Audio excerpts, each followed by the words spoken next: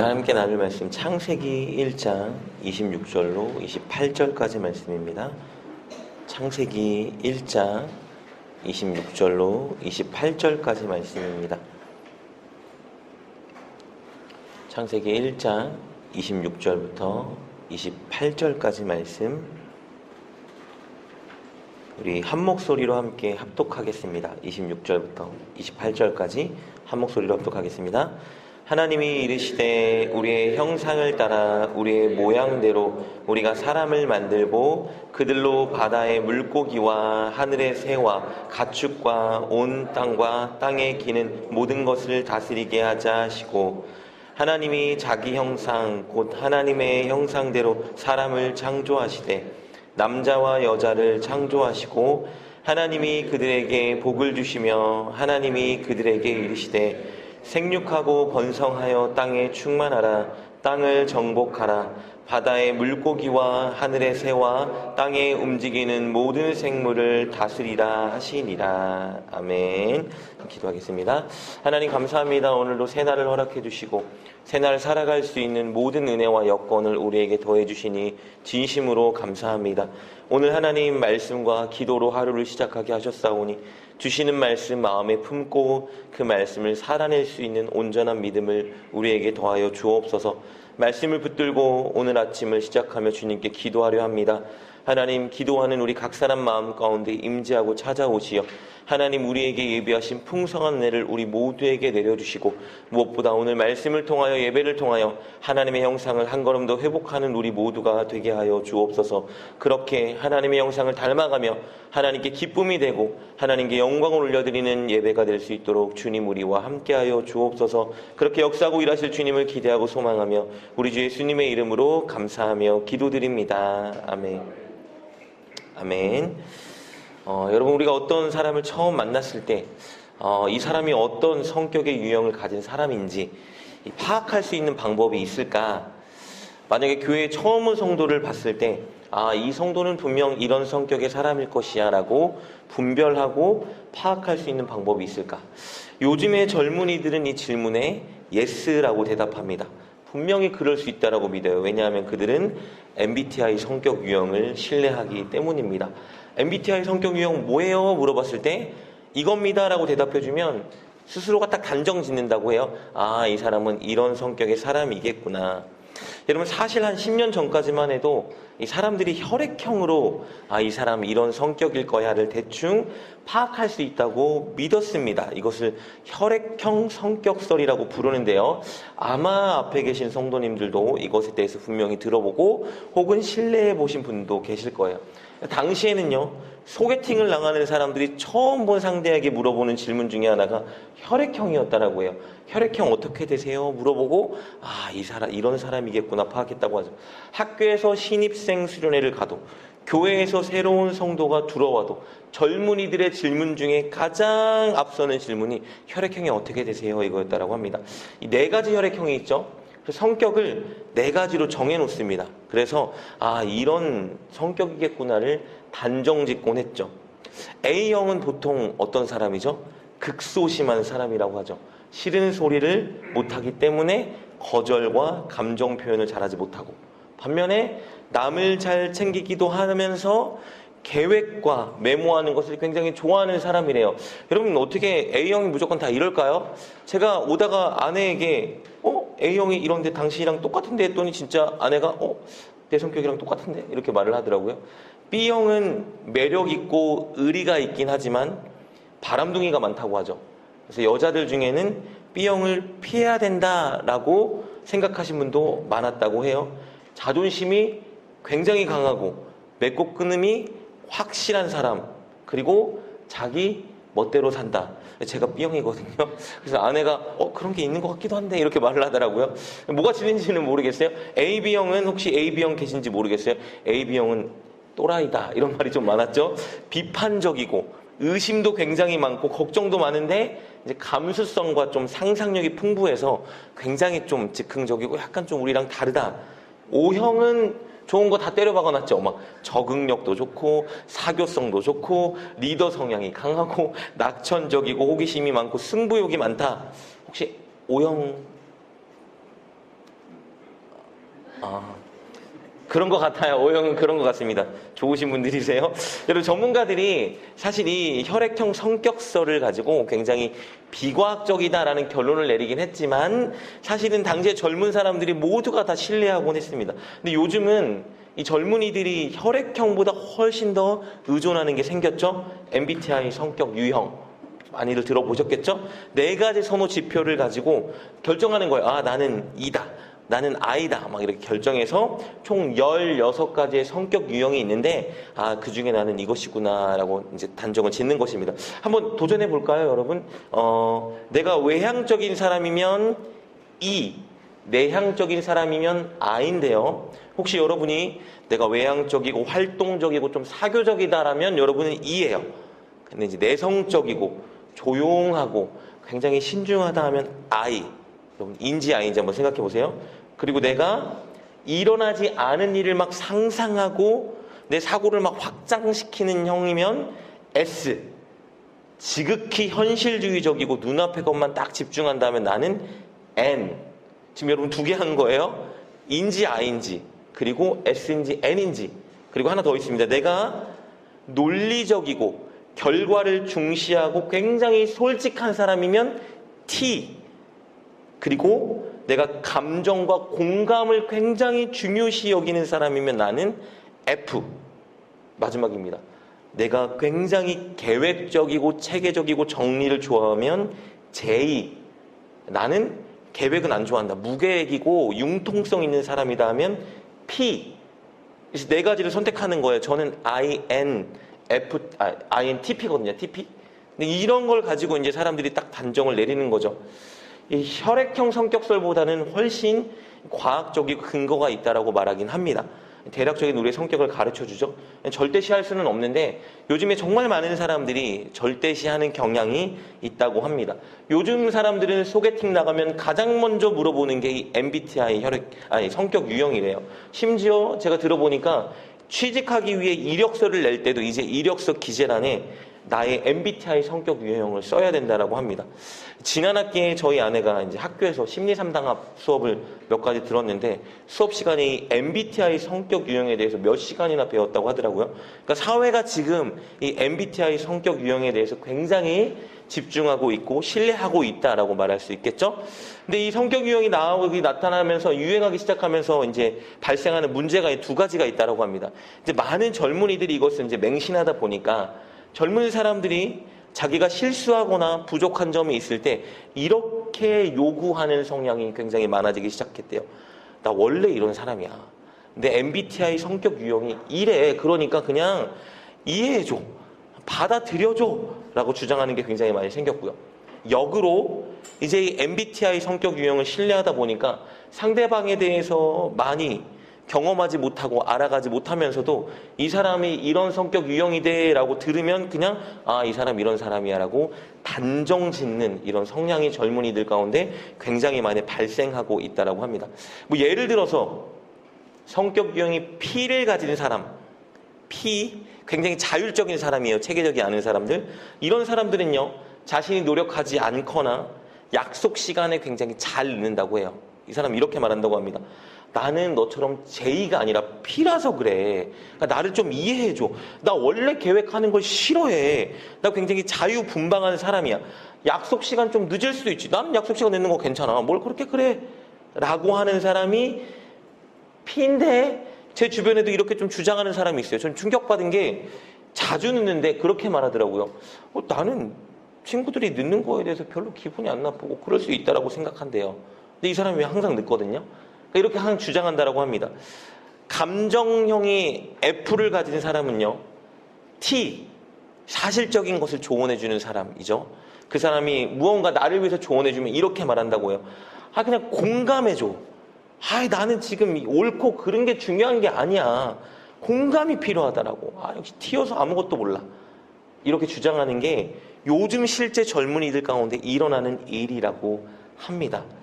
여러분 조금의 참고는 필요할 수 있겠죠. 특히 상대방이 대략적으로 어떤 유형의 사람인지 우리가 이해해주고 공감하기 위해서 이런 거를 참고하는 거는 저는 좋은 자세라고 생각합니다. 그러나 나 자신에 대해서 스스로 알아가고 싶을 때 혹은 나 자신이 어떤 사람인지 판단하고 싶을 때 우리 믿음의 사람들은요, 이 혈액형 성격설이나 MBTI 성격 유형에 빠져 있으면 안 됩니다. 왜냐하면 그것보다 훨씬 더 중요한 것이 있기 때문입니다. 반드시 알아야 되는 것이 있어요. 그것은 예수님의 성품입니다.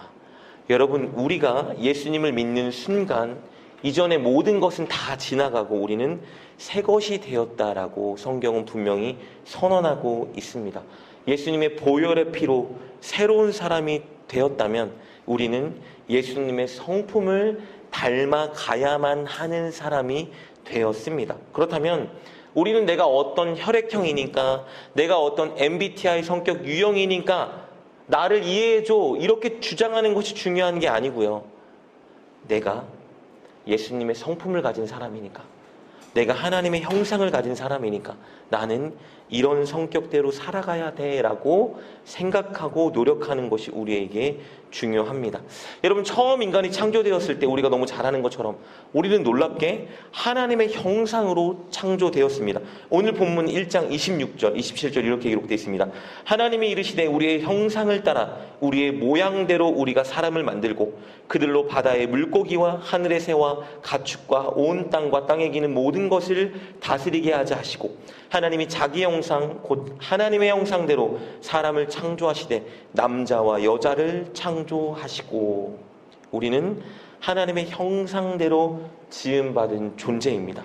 우리는 하나님의 모양이에요. 형상과 모양은 사실 같은 의미를 가지고 있습니다. 중복적인 말을 하고 있는 거예요. 하나님의 형상, 하나님의 모양으로 지음받았다는 것은 어떤 의미일까? 여러분, 그것은 우리가 하나님의 성품대로 창조되었다는 것을 의미합니다. 우리에게는 창조자 하나님과 공유되는 속성이 있고 공유되지 않는 비공유 속성이 있습니다.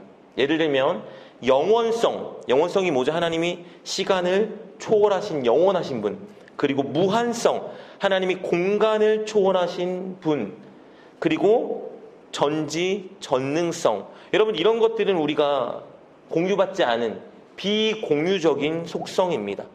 우리는 시간을 초월할 수가 없죠. 우리는 공간에 얽매여 살아갑니다. 우리는 결코 전지전능하지 못하죠. 이것은 하나님만 가지고 계신 속성입니다. 그런데 하나님께서 우리와 공유해 주신 속성이 있습니다. 그것은 하나님의 아름다운 성품입니다. 여러분, 우리에게는 하나님의 아름다운 성품이 내재되어 있습니다. 창조할 때 우리를 그렇게 만드셨어요. 하나님의 형상으로 만들었다는 건 우리에게 하나님의 성품을 주셨다는 것을 의미합니다.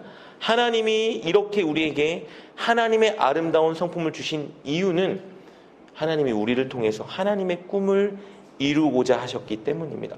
여러분, 하나님의 꿈은 무엇일까요? 하나님은 천지를 창조하실 때 한 가지 목적과 꿈을 가지고 계셨습니다. 큰 그림을 그리고 계셨어요. 그것은 하나님의 성품을 가진 하나님의 형상인 우리 인간을 통해서 에덴 동산에 가득했던 그 하나님의 영광과 임재가 온 세상에 가득 퍼져나가길 원하셨어요. 하나님의 성품을 가진 인간이 가는 곳마다 그곳에 하나님의 성품을 나타내서 하나님의 임재, 하나님의 영광이 드러나게 하는 것이 창조의 목적이자 꿈이셨습니다. 그래서 여러분, 오늘 본문을 보면요, 인간에게 이런 복과 사명을 주시는데 28절이죠. 하나님이 그들에게 복을 주시며 하나님이 그들에게 이르시되 생육하고 번성하여 땅에 충만하라, 땅을 정복하라, 바다의 물고기와 하늘의 새와 땅에 움직이는 모든 생물을 다스리라 하시니라. 여러분, 우리에게 복을 주셨습니다. 어떤 복이죠? 생육하고 번성할 수 있는 복을 주셨어요. 그래서 온 세계, 온 땅에 충만해지라 주님께서 말씀하셨습니다. 온 세계에 충만해지면 어떤 일이 발생하죠?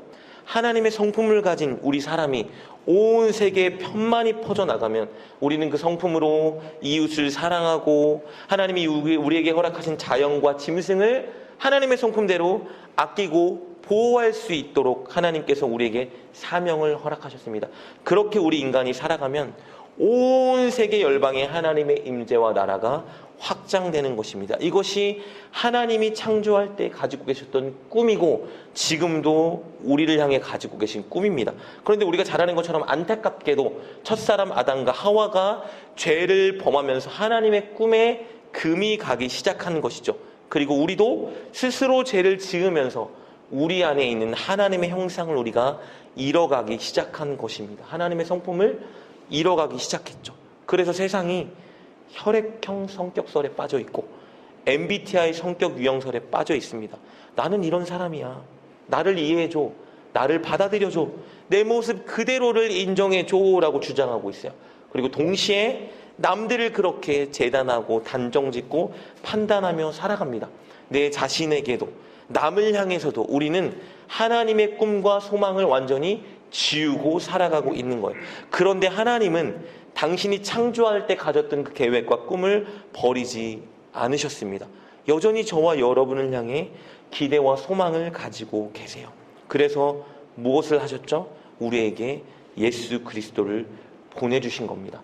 죄로 인해 잃어버린 깨어진 하나님의 형상을 예수 그리스도를 통해 우리가 완전히 회복하게 하시려고 주님을 이 땅에 보내주신 겁니다. 예수님이 우리 죄의 문제를 해결하기 위해서 우리가 모든 지은 죄를 짊어지고 십자가에 달려 죽으심으로 죄에 대한 대가를 다 치러주셨습니다. 그리고 우리 안에 성령을 보내주셔서 우리에게 하나님의 형상을 회복할 수 있는 새 마음을 우리에게 부어주셨죠. 우리가 예수 그리스도를 구원자로 믿고 우리의 주로 인정하고 살아가면 우리에게 임한 성령님이 우리가 하나님의 형상을 회복하게 하십니다. 바울이 이것을 바로 데살로니가 전서를 통해 선언하고 있는 것이죠. 우리가 주님을 믿으면 성령님이 우리 안에 오시면 우리는 반드시 주님의 형상을 회복하게 되는데 주님의 성품을 살아내게 되는데 이것을 바울은 성령의 열매라고 표현하고 있습니다. 갈라디아서 5장 22절, 23절 말씀이죠. 이렇게 기록되어 있네요. 오직 성령의 열매는 사랑과 희락과 화평과 오래 참음과 자비와 양성과 충성과 온유와 절제니 이 같은 것을 금지할 법이 없느니라. 여러분, 하나님을 잘 믿으면, 여러분이 성령님과 교제하는 삶을 살아가면 누군가 저와 여러분에게 당신 성격은 어떤 사람이에요? 라고 말할 때 나는 타고날 때부터 이런 성격이 있고 MBTI 성격 유형이 이것이고 이게 중요한 것이 아닙니다. 저는요, 사랑, 희락, 화평, 오래 참음, 자비, 양선, 충성, 온유, 절제 이런 성품을 가지고 살아갑니다 라고 말할 수 있어야 됩니다. 이것은 교만이 아니에요. 내가 그렇게 선한 사람입니다 주장하는 것이 아니라 하나님이 우리에게 약속하신 우리가 회복해야 될 성품이고 우리가 성령님과 함께 살아가면 성령님과 교제하는 삶을 살아가면 반드시 이런 성품이 우리 가운데에 회복된다라고 약속해 주신 말씀이기 때문입니다. 저 그런 사람이 아니에요가 아니라 우리는 이런 사람이에요라고 주장할 수 있는 삶을 살아가야 하는 것입니다. 이것이 모든 그리스도인들의 목표가 되어야 되고 저와 여러분 삶 가운데 날마다의 인생의 목적이 되어야 하는 것입니다.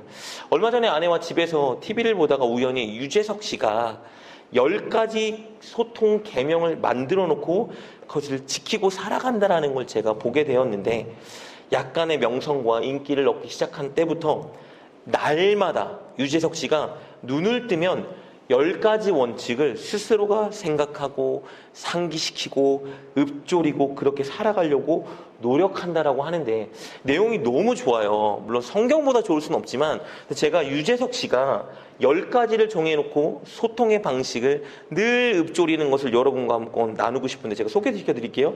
이런 내용이 있어요. 첫째, 누군가에 대해 앞에서 할 수 없는 말은 뒤에서도 하지 말아라. 이것을 자기가 상기시키고 늘 지키고 살아간대요. 뒷말이 나올 것 같은 순간에 아침에도 낮에도 이 계명을 본인이 읊었잖아요. 입을 딱 다문다고 합니다. 둘째, 말을 독점하면 적이 많아진다. 적게 말하고 많이 들어라. 이게 두 번째 소통 계명이래요. 그래서 여러분 유재석 씨의 특징이 뭐죠? MC를 볼 때 나온 패널 한 사람 한 사람을 다 막 챙겨주고 띄워주죠. 자기가 많이 말하기보다는 그들이 말할 수 있는 기회를 많이 준다고 합니다. 셋째, 목소리의 톤이 높아질수록 뜻은 왜곡된다. 흥분하지 말고 낮은 목소리로 말해야 된다. 넷째, 귀를 훔치지 말고 가슴을 흔드는 말을 하자. 듣기 좋은 소리보다 마음에 남는 말을 해야 된다. 이게 네 번째, 그게 소통 계명이래요. 다섯째입니다. 내가 하고 싶어하는 말보다 상대방이 듣고 싶어하는 말을 해주자. 하기 쉬운 말보다 알아듣기 쉽게 이야기하자. 여섯째입니다. 칭찬의 발이 달렸다면 험담에는 날개가 달려있다. 나의 말은 반드시 전달된다. 그러니 허물은 덮어주고 칭찬은 자주 하자. 일곱째, 뻔한 얘기보다 뻔한 얘기를 하자. 재미있게 얘기를 하자. 여덟째입니다. 말을 혀로만 하지 말고 눈과 표정으로 하자. 아홉째, 입술의 30초가 마음의 30년이 된다. 나의 말 한마디가 누군가의 인생을 바꿀 수도 있으니 좋은 말을 많이 해주자. 열째, 혀를 다스리는 건 나이지만 내뱉어진 말은 나를 다스린다. 함부로 말하지 말고 한 번 말한 것은 반드시 책임을 지자. 여러분이 10가지를 날마다 외우고 읊조리고 생각한대요. 그래서 이 10가지 말을 실현할 수 있는 기회가 있을 때마다 이 10가지를 실현했더니 이것이 그게 성품이 되었다고 합니다. 여러분, 그리스도인도 마찬가지입니다. 우리가 그리스도인이라면, 그리스도인으로 살아가길 원한다면 우리는 하나님의 이 성품을 붙잡고 살아가야 됩니다. 하나님의 성품은 성령님이 우리에게 주시는 것이지만 가만히 있는다고 단번에 이루어지지 않습니다. 늘 염두하고 늘 붙들고 읊조리고 이렇게 살아가게 해달라고 하나님께 기도하고, 내가 이렇게 행동하지 못했을 때에는 가슴을 치며 회개하고, 또 실천한 기회가 있을 때 이렇게 실천해야 이것이 바로 우리의 성품으로 굳어진다고 합니다. 사랑, 희락, 화평, 오래 참음, 자비, 양선, 충성, 온유, 절제. 여러분, 이것들을 날마다 마음에 새기고 살아낼 수 있어야 됩니다. 여러분, 그리고 이런 성품이 어떤 건지 아주 짤막하게 여러분과 나누고 싶은데요. 사랑은 무엇이냐? 단순히 감정으로 하는 것이 아닙니다. 성경에서 말하는 사랑은 행동입니다.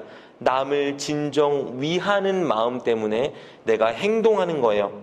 남이 진정 잘 되도록 남을 위해서 결정하고, 남을 위해서 행동하고, 남을 위해서 절제하는 것입니다. 그래서 남을 위할 수 있는 기회가 있을 때마다 늘 이것을 실천할 수 있어야 돼요. 섬김일 수도 있고, 참아주는 걸 수도 있고, 격려하는 걸 수도 있고, 나눠주는 걸 수도 있고, 무엇일 수 있겠죠? 이것들을 늘 실천할 때 우리 안에 사랑이라는 성품이 새겨지게 되는 것입니다. 희락은 무엇이죠? 외부적인 환경에 영향받지 않고 늘 기뻐할 수 있는 내재적인 기쁨이라고 합니다. 이것은 예수님과의 관계를 통해서만 우리에게 이루어질 수 있습니다. 그렇다면 희락은 어떤 사람이 가질 수 있죠? 늘 주님과 교제하는 그런 사람. 주님께 위로를 받고, 주님의 소망을 붙들고, 주님이 주시는 마음을 캐치하고, 주님이 주시는 은혜를 맛보는 그런 사람.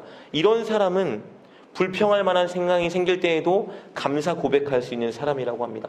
어떤 외부적인 상황이나 감정에 영향받지 않고 기뻐할 수 있는 그런 사람. 여러분, 그럼 어떤 사람입니까?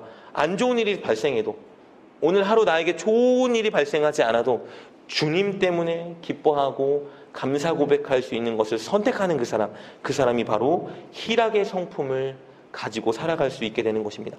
화평은 무엇이냐? 내 마음속에 있는 평화이기도 하지만 사람들과의 관계 속에서 적개심이나 시기심을 지우는 상태라고 합니다. 그렇다면 화평의 성품을 갖기 위해 어떻게 해야 될까요? 남을 미워하고 시기할 수 있는 상황 속에서 그 마음을 버리기 위해 기도하고 노력하는 것입니다. 역으로 늘 남을 축복하는 사람. 한번 집사님과 식사 교제할 때 이렇게 말씀하셨었어요. 남을 위해 칭찬하는 것이 정말 어렵다. 여러분, 어려운 상황에 빠진 사람의 위로를 주는 것은 쉬운 일이에요.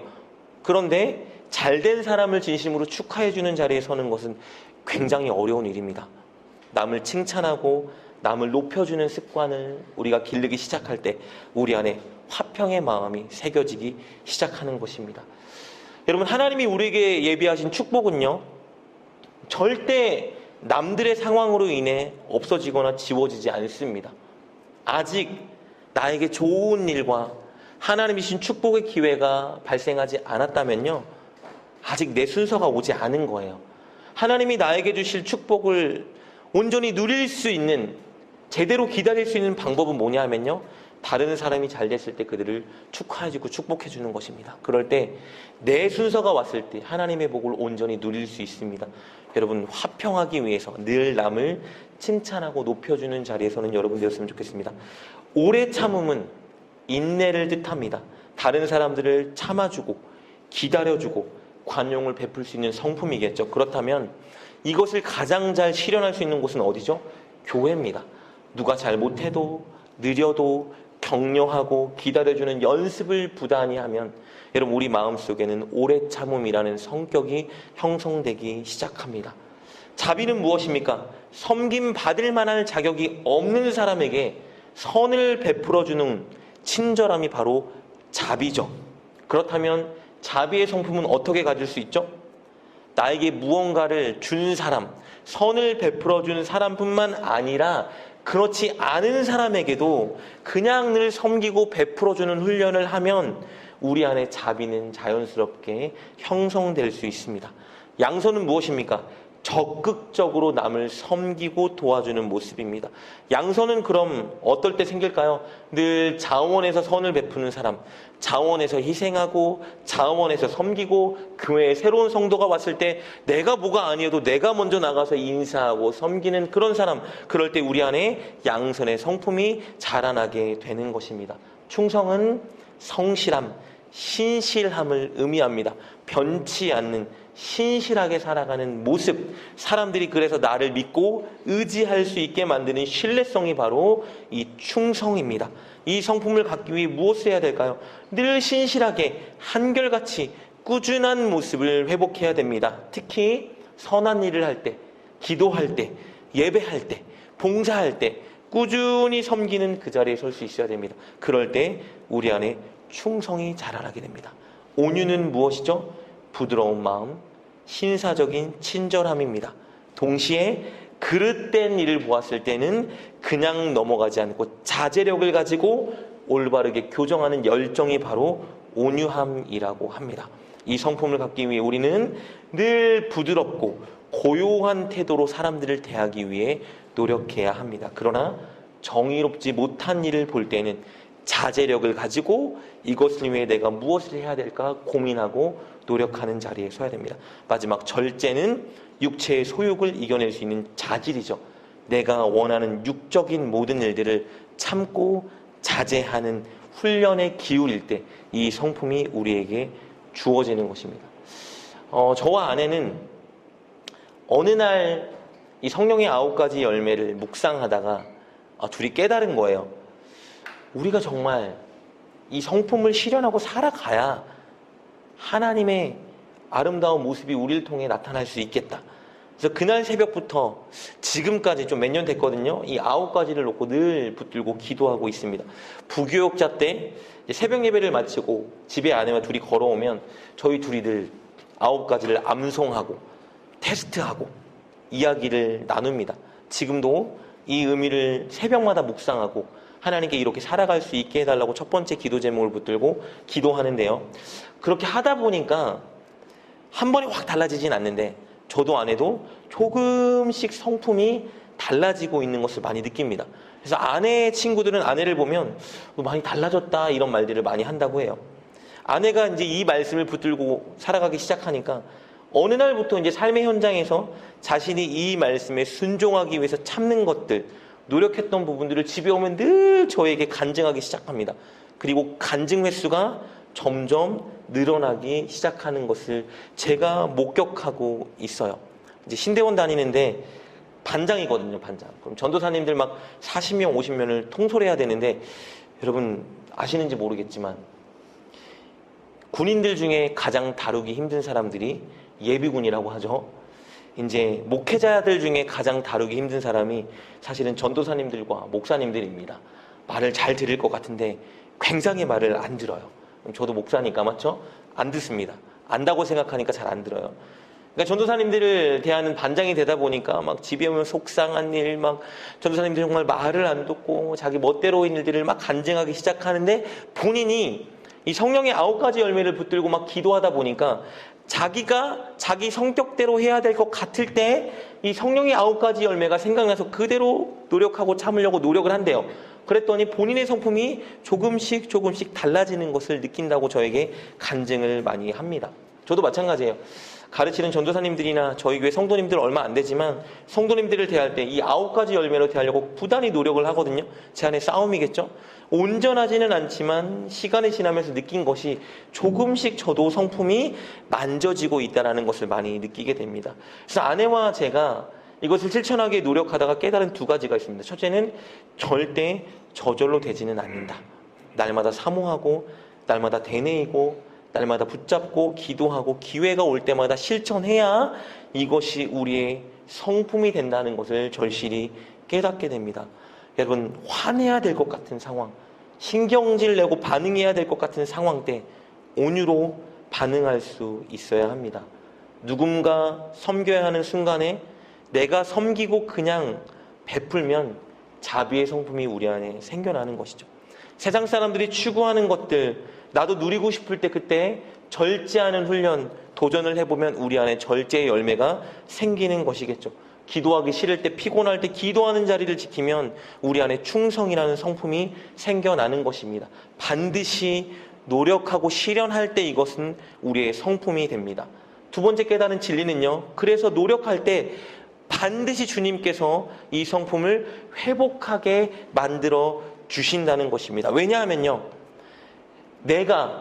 우리가 이 성품을 회복하고 싶어 하는 것보다 주님이 우리가 성품하기를 더 원하시기 때문입니다. 우리가 이 소망을 붙들고 이 성품을 살아내려고 노력할 때 주님은 얼마나 기뻐하시는지 모릅니다. 그래서 우리가 그 성품대로 살아가고 실현할 수 있는 은혜와 능력을 우리에게 주십니다.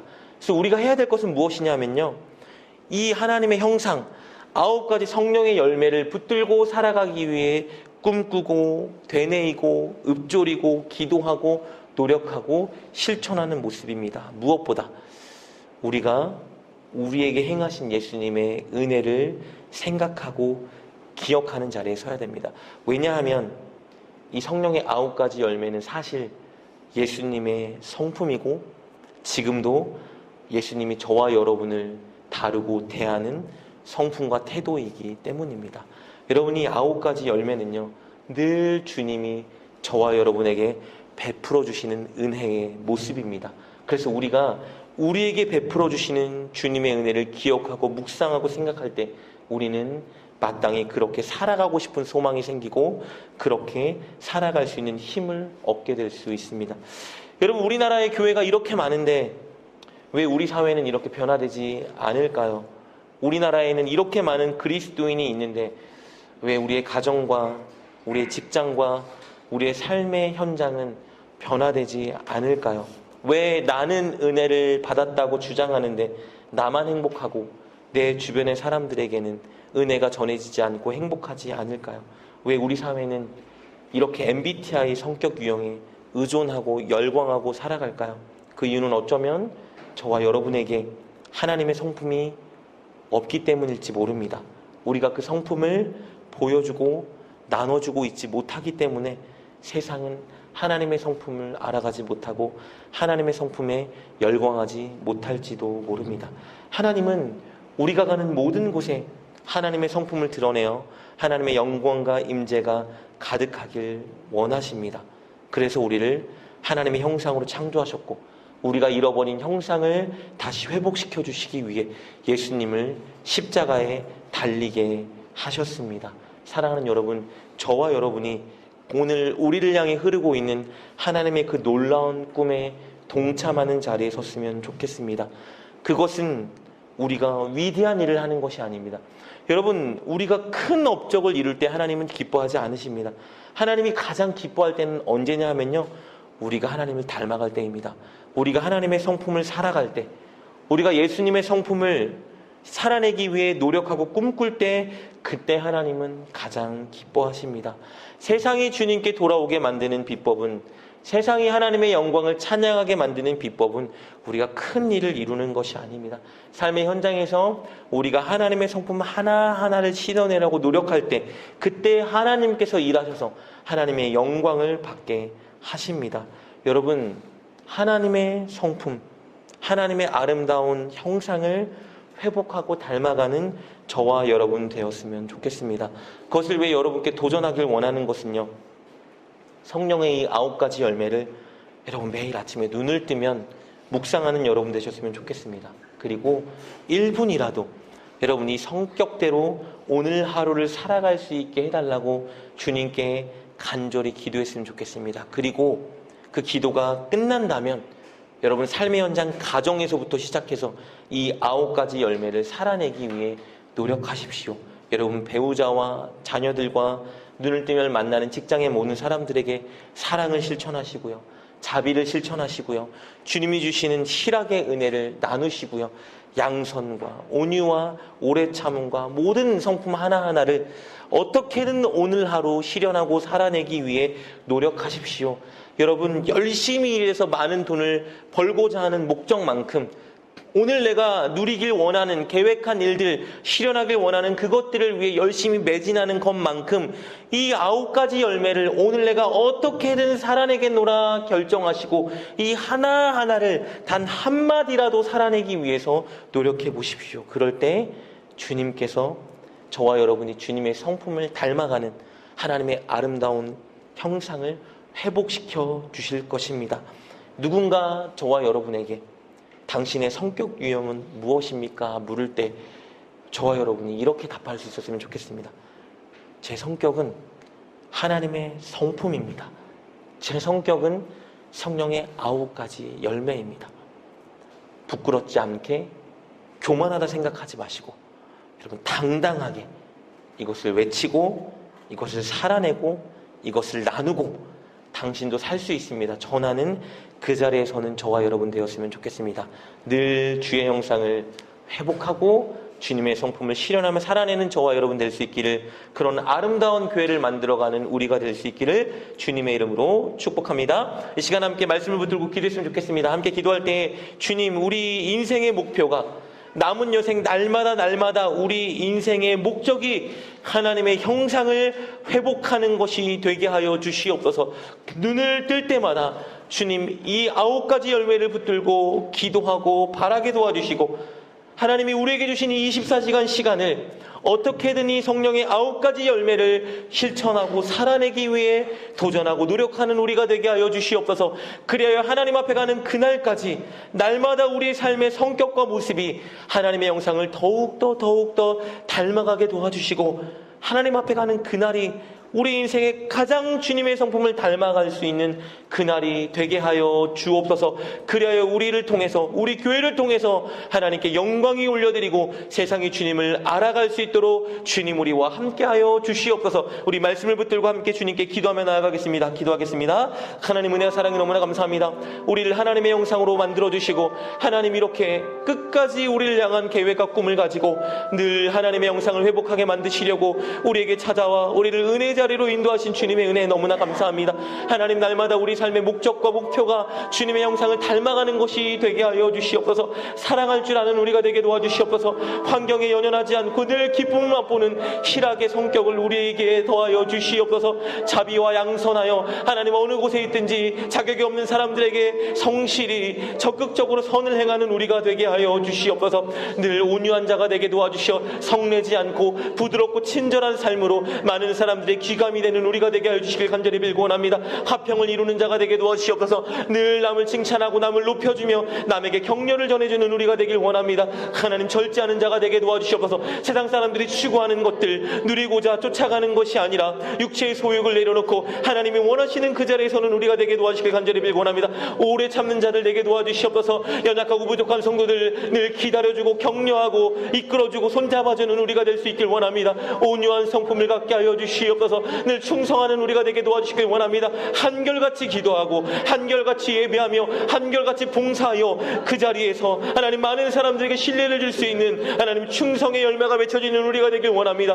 하나님 주의 성품을 닮아가는 우리가 되게 하여 주시옵소서. 우리의 성격이 주의 성품이 되게 도와주시고 많은 사람들에게 성품을 보여주며 많은 사람들을 주님께로 인도하는 아름다운 그리스도의 영상을 회복하는 우리 모든 자들 되게 도와주시길 원합니다. 특별히 간절히 빌고 원합니다. 우리 하나님 주님의 십자가 교회에 그런 하나님 주님의 형상을 닮아가는 자들이 넘쳐나게 도와주시고 하나님의 성품을 살아가는 자들이 넘쳐나게 도와주시오. 이 교회에 오는 모든 자들이 하나님 아버지 그들을 본으로 삶아 하나님의 성품을 닮아가는 자리에 서게 도와주시길 간절히 빌고 원합니다. 그리하여 행복한 곳, 아름다운 곳, 천국 같은 곳, 하나님 천국 잔치가 벌어지는 곳이 될 수 있도록 도와주시고 세상 많은 사람들이 이곳으로 돌아와 하나님의 위로를 얻고 하나님의 성품을 닮아가기로 결단하는 아름다운 역사가 나타날 수 있도록 주의 역사해 주시길 간절히 빌고 원합니다. 우리 힘으로 할 수 없사오니 성령님이 이 시간 우리 가운데 찾아와 하나님 그렇게 마땅히 살아갈 수 있는 은혜를 더해 주시길 간절히 빌고 원합니다. 하나님 무엇보다 그것을 위하여 우리에게 베풀어 주신 주의 은혜를 기억하게 하여 주시옵소서. 우리에게 사랑을 베풀어 주신 주님, 우리를 오래 참으신 주님, 우리를 위해 절제하신 주님, 우리에게 아버지 화평을 이루어 주신 주님, 우리에게 자비를 베풀어 주신 아름다운 주님의 그 성품을 기억하게 도와주시고 하나님 우리도 마땅히 그 성품을 살아내는 그 자리에 서게 도와주시어 아름다운 주의 성품을 닮아가며 실현하는 우리가 되게 도와주시길 간절히 빌고 원합니다. 오늘 살아내게 하여 주시옵소서. 내일도 살아내게 하여 주시옵소서. 주님 앞에 가는 그날까지 날마다 주의 성품을 살아내는 우리가 되게 도와주시오. 하나님 아버지는 주님의 꿈이 우리를 통해 이루어지게 도와주시오. 우리 있는 모든 삶의 현장에 우리를 통해 하나님의 나라가 확장되고 펼쳐지게 하여 주시길 간절히 빌고 원합니다. 주님의 십자가의 성도들을 통하여 이 지역에 하나님의 나라가 확장되게 도와주시고 전 세계 열방에 하나님의 꿈이 이루어질 수 있도록 하나님 교회를 축복하여 주시고 사용하여 주시옵소서. 그렇게 역사하실 주님 기대하고 소망합니다. 오 주님 역사하고 일하여 주시오. 온전히 아름다운 꿈을 꾸는 우리가 되게 하여 주시옵소서. 하나님 감사합니다. 우리를 하나님의 형상으로 창조하여 주시고 하나님의 아름다운 성품을 우리 가운데에 내재시켜 주시는 애 진심으로 감사합니다. 하나님 잃어버렸던 하나님의 아름다운 그 성품이 하나님 성령님과 동행함으로 인해 다시 한번 회복되게 하여 주시길 원합니다. 하나님 남은 여생 우리 인생의 목표가 하나님의 성품대로 살아내는 것이 되게 하여 주시옵소서. 아침에 눈을 뜨는 그 순간부터 저녁에 눈을 감는 그 순간까지 하나님이 9가지 열매를 실천하고 살아내기 위해 부단히 노력하는 우리가 되게 하여 주시옵소서. 그리하여 우리의 그 모습을 통하여 우리의 삶의 현장과 교회와 이 나라가 하나님의 영광과 하나님의 나라가 확장되는 역사가 나타나게 하여 주시옵소서. 오늘 이 자리에 참석하여 말씀을 듣고 결단한 모든 성도님들에게 성령의 9가지 열매가 놀랍게 맺혀지게 도와주시고 이들을 통해 이 교회의 놀라운 부흥과 하나님의 나라가 회복되게 하여 주시옵소서. 이제는 우리 주 예수 그리스도의 은혜와 아버지 하나님의 무한하신 사랑과 성령님 우리 가운데 내주하시어 아름다운 하나님의 성품을 회복시켜 주시는 그 은혜가 오늘 이 예배에 참석하여 주님의 형상을 회복하고 성품대로 살겠노라 결단한 모든 성도님들 위해 이제로부터 영원까지 함께 계시기를 간절히 축원하옵나이다. 아멘.